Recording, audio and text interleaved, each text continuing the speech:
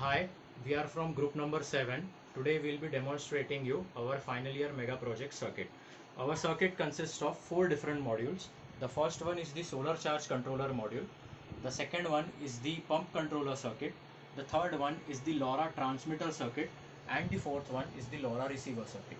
I will be explaining all 4 of these in detail. So let us start with the solar charge controller circuit. Our solar charge controller circuit is a PWM based charge controller circuit. PWM stands for pulse width modulation. As you can see, these terminal blocks at the bottom here, the first terminal blocks is for the solar panel. The second terminal block is for the battery bank. For our battery bank, we will be using 6 lead acid batteries. These are all 12 volt rated lead acid batteries. They will be connected in parallel with each other, creating an equivalent capacity of more than 47 ampere hours. And these two ports which you are seeing here, these two ports are actually our load terminals. So let's say if you want to connect any load to the battery, you can connect it directly from here. But for our circuit implementation, we won't be using any of those. And at the top here we have connected power MOSFETs. These power MOSFETs are responsible for all the switching that is happening during the charging process of the battery. On the top here you can see we have 3 different LED indicators. They indicate when if there is a fault in the connections, or whether the solar panel voltage is available or not. And at the right side here you can also see we have a small USB connector over here. So just in case, can provide you a 5 volt output if we want to charge up your cell phone or anything. Okay, now we will proceed to the next circuit of our project. The second circuit is the pump controller circuit. Now the pump controller circuit actually consists of 3 different circuits. The first one is the pump controller circuit, the second one is the automatic night light circuit, and the third one is the automatic low voltage cutoff circuit. I'll be explaining all 3 of those. The first circuit is the pump controller circuit, which is operated by this Arduino here. It has a microcontroller Atmega 328P. This microcontroller is actually driving a MOSFET IRF Z44, which is connected to a DC water pump, which you can see over here, and which is connected to a DC water pump. And at the top again you can see we have also connected a water level sensor. At this terminal we will be connecting our water level sensor, and this is our reset switch, with the help of which you can actually reset this module if we want. Now let's go to the next part of the circuit. This IC over here is an operational amplifier IC. This is a LM324 op amp IC. It's a quad op amp IC. This IC actually consists of 4 op amps packaged into one single package. We are actually using 2 of those. The first one is used for the automatic low voltage cutoff feature, and the second one is used for the automatic night light circuit. These two MOSFETs here are connected in series, and they are responsible to control the 12 volts LED lamp that we are using. And here you can see this module that we have connected here. This module is actually a CCCV, or a constant current constant voltage module. Such kinds of modules are quite necessary when you're driving, let's say, an LED or something, because over time what happens is LED may draw more current than they are rated for. So to provide an LED a constant voltage and a constant current, having such a module is necessary. Here you can see we have connected a ribbon cable. This ribbon cable is actually an inter PCB connector cable. Now we only have one battery bank, so through that one battery bank it is mandatory that we provide this power supply to all of the circuits. So to do that, we have connected this IPCB connector cable from the LoRa transmitter circuit to the pump controller circuit. The LoRa transmitter circuit is actually handling all the power supply requirement things, and it is transmitting all the signals and all the 5 volts, 12 volts and ground pins to our pump controller circuit. I would also like to mention one more thing, that we have used such kind of high power terminal connectors to connect all the peripherals in our circuit.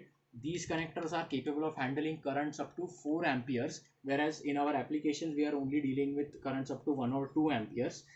This connector is actually connected to the 12 volt power supply, and here you can see this second connector is actually connected to the 12 volt DC water pump, which we just saw a few moments ago, and this connector is connected to the 12 volt DC lamp, which I'll show you right now. As you can see, this is our 12 volt DC 12 volt DC lamp. This lamp is rated for 16 watts. It has a total of 16 LEDs, 16 SMD or surface mounted LEDs.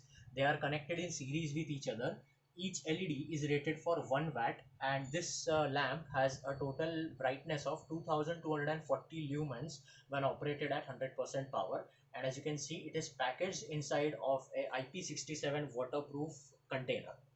Now coming back to the circuit, that completes the explanation for the pump controller circuit. Now we'll go to the LoRa transmitter circuit. On the LoRa transmitter circuit, the first thing that you will notice is a buck converter module that we have connected. Since our battery banks will be providing a voltage of 12 volts, but all the other peripheral components like the microcontrollers, all the other sensors, they need a 5 volt supply. Hence it is mandatory to convert the 12 volts to 5 volts, and that job is of this buck converter module. The second thing that you would notice is a screw terminal connector. Now having such kind of a connector on a PCB makes connection between peripherals and the PCB quite easy, because we can just use a screwdriver to make all the required connections. And for demonstration, we have actually connected alligator clips to a lab bench power supply as a battery bank and as the solar panel. We'll be showing that to you in a moment as well. The next component that you are seeing is the SD card module. Now, as already mentioned, our transmitter also features an SD card module because it acts as a data logger as well. It is transmitting the data wirelessly through the LoRa module, but at the same time it is also logging that data into its own memory. For that purpose, we have used such kind of an SD card module. It is connected with a 16 GB memory card. The next thing that I would like to point your attention towards is this LoRa module. This LoRa module is actually developed by the company Semtech. This module comes with a spiral antenna provided by the manufacturer. We have used that antenna for demonstration purpose, but for actual implementation, we are planning to use a ground plane reflector antenna, which I'll be showing you in a moment. The next component that I would like to show you is actually our array of sensors. As you can see, the first sensor is our battery bank voltage sensor. The second sensor is our solar panel voltage sensor, and the third sensor is our solar panel current sensors. With the inputs from all these sensors, we are actually able to calculate a lot of different values like the solar panel voltage, solar panel current, solar panel power output, battery bank voltage, and battery bank temperature, since we have also used a DB120 temperature sensor module. As you can see over here, this is our industry grade temperature sensor module. It can measure temperatures up to 180 degrees Celsius. Now the next thing that I would like to show you is the microcontroller itself. This microcontroller is responsible for communicating with the LoRa module as well as the SD card module at the same time. So this microcontroller is actually the master, and it is communicating with two different slaves. The first one is the LoRa module and second one is the SD card module, and hence it is running SPI communication based master slave protocol. As you can see, the IPCB connector or the ribbon cable connector is actually connected from the transmitter module to the pump controller circuit. So this module is actually providing all kind of signals and all kind of supply voltages to the pump controller module itself. And here as well, we have used a key switch. Now the point such kind of a high power connector which is connected to a key switch, as you can see here. Now the point of having such a key switch is for security reasons. Only we can turn on the switch and only we can turn it off, so that way there are no security concerns, because we are planning to install this lamp at a village, at a remote site where where security may be a concern and theft may happen. So in that case, having such a switch adds a lot of security to the project. So this is our delay mode switch. As you can see that we have connected to the LoRa transmitter circuit. Now since our LoRa transmitter circuit will actually be transmitting data once every 16 minutes, so it would become really difficult for us to demonstrate the functionality of this circuit. So for that purpose, we have actually added three different modes of time delays. The first one will actually transmit the data once every 5 minutes. Second one will transmit the data once every 5 seconds, and the third one will transmit the data once every 16 minutes. So that way we can have three different modes of data transmission time delays. And that completes a brief explanation about the LoRa transmitter circuit. Now, since we have a transmitter, it is mandatory to have a LoRa receiver circuit. I'll be explaining the LoRa receiver circuit to you. The receiver circuit consists of a microcontroller Atmega 328P on Arduino Nano board, and it also has a receiver LoRa module. Now, these modules operate at a frequency of 433 megahertz. Both of those modules are connected with the manufacturer's provided spiral antenna, and we have also used a Nextion display module. This display module has a size of 2.4 inches. It is a touchscreen graphical user interface based module. While demonstrating, I'll be explaining its operation and the graphical user interface that we have designed for this project. And here on the top, as you can see, we have used an RTC module. RTC module is actually a real-time clock module. Now it is mandatory to have a timestamp on each data that we are receiving from the transmitter. Now the transmitter will be transmitting data throughout the day, but at the same time it is important to know at what time which data packet was received. To know that, such kind of an RTC module becomes extremely helpful. It is powered by a LR2032 battery. These kind of batteries can run for up to 1 or 2 years without having the need to change them. And even if you disconnect the main power supply, this battery will act as a power source for this module to act as a timekeeper. Now on the rightmost side, you can see we have connected a SD card to it. Now, as already mentioned, our receiver is not just a receiver, but at the same time it is also a data logger. So let's say we are receiving a particular data packet, and even if you miss that data packet on the screen, that data packet will be logged inside of the memory card, and you can refer that data packet later. So currently we are transmitting one data packet every 16 minutes, and throughout the day we will be getting about 96 data packets. So all those data packets will be logged inside of this memory card. And as you can see, these are our two ground plane reflector antennas which are made out of copper.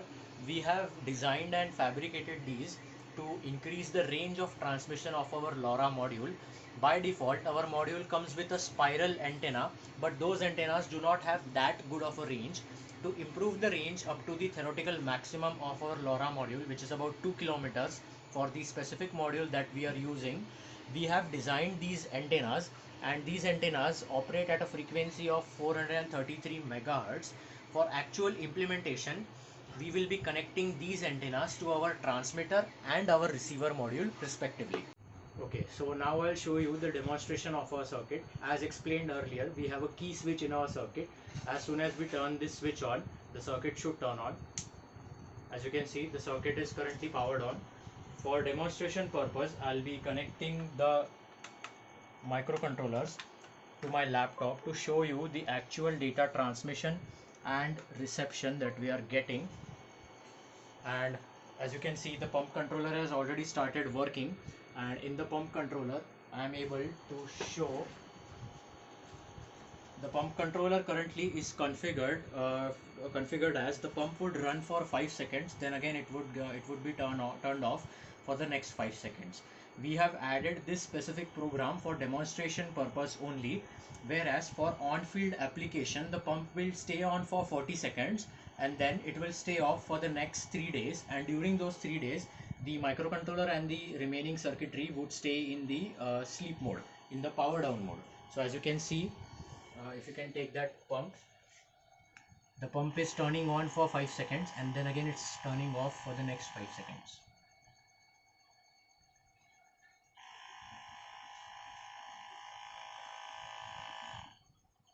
Okay, so now we'll come back to the circuit. Now I actually want to show you the data that we are receiving on our receiver's display screen. If you divert your attention to that, as you can see, the first data that we are receiving is the RSSI. RSSI stands for received signal strength intensity. The second data that we are receiving is the data packet number. This is actually the value of the number of data packet that we have received in one day. So ideally in one day we would be receiving about 96 data packets, and currently for demonstration we have set the circuit to send data packets after a less amount of time as compared to what we would be actually using in the field. And as you can read the solar panel voltage over here as about 18.3 volts. To simulate the solar panel voltage, we are actually using this lab bench power supply, which is currently set at 18.4 volts, and as you can see on the screen we are reading a voltage of 18.3 volts, which is quite close to 18.4. Now we would go to the next page of our display screen. As you can see on this screen, now we are receiving the battery bank voltage as well. Now the reason the battery bank voltage is being shown as 12 volts is that we are using this blue colored lab bench power supply, and we have set it at about 13 volts as our battery bank. As you can see, it is written over, this is a lab bench power supply. This lab bench power supply is acting as our battery bank, and it is reading the same voltage, and it is showing that on the display screen. Currently the battery bank temperature sensor is not calibrated, that's why the temperature value is currently 0, but once calibrated it will read the temperature value as well, and it will show you the temperature value that we are getting. And as you can see, the solar panel power output is also being recorded as about 8.5 watts. The reason this value is so low is because currently we are not drawing that much amount of power from the lab bench power supply, since we do not have any batteries to charge. Now let me go to the next screen. On the next screen you can actually see the water tank status, and you can see the street lamp status. So as of now, since we have not put the water sensor inside of a water tank, hence it is not reading the water tank status, it is just showing you that the water tank is empty. And as you can see on your right side, the street lamp is also currently off, that's why it is showing the street lamp status as off.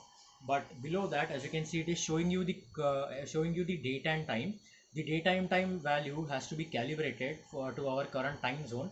Once we calibrate that, the RTC module is capable of timekeeping on its own, and then it will show you the exact time and exact date on which the data is being transmitted and at which the data is being received. Now let's go to the next screen of our interface. Now this is actually the last screen of our interface. This is a graphical interface. As a last screen we have added a graphical interface. So in this interface we are actually plotting the values of all different parameters that we are receiving from our transmitter.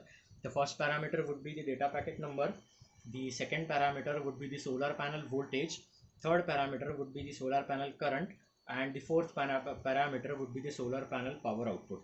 Now the reason we are plotting all these values in the form of a graph is that graphical representation of data are easy to interpret and easy to understand. So instead of just reading data different on different scales and all, this kind of a graphical interface makes it quite easy to interpret the data and to understand it properly. And if you click on it once again, this should take you back to the home screen, where as you can see we are receiving all sorts of different data, and the RSSI value should change as soon as we change the distance between our transmitter circuit and our receiver circuit. Currently we have placed them quite close to each other, that's why their values are quite same. Now let us try to use the automatic night light circuit and the automatic low voltage cutoff circuit. To demonstrate that, what I'll be doing is that I will this lab bench power supply is currently simulating our solar panel. So what would happen is, if I turn this lab bench power supply off, the light should turn on. Now we'll see whether that happens or not. So as soon as I turn off this lab bench power supply, as you can see, the light turns on. So this lab bench power supply is actually simulating our solar panel voltage. So as soon as the sun goes down and the solar panel stops generating any voltage, the solar panel is now not generating any power, that's why the light has turned on. And as you can see, we have to adjust the brightness in our video, adjust the ISOs and everything in our videos to compensate with the extra lighting, because the light is really bright just for a 16-watt lamp. Now let me show you the automatic low voltage cutoff circuit. To demonstrate that, we will keep the solar panel voltage off, and then we will try to decrease the battery bank voltage from here. As you can see, the battery bank voltage is currently at 13 volts, and the automatic low voltage cutoff that we have set, according to that cutoff, the light should turn off automatically as soon as the voltage goes below 10.5 volts.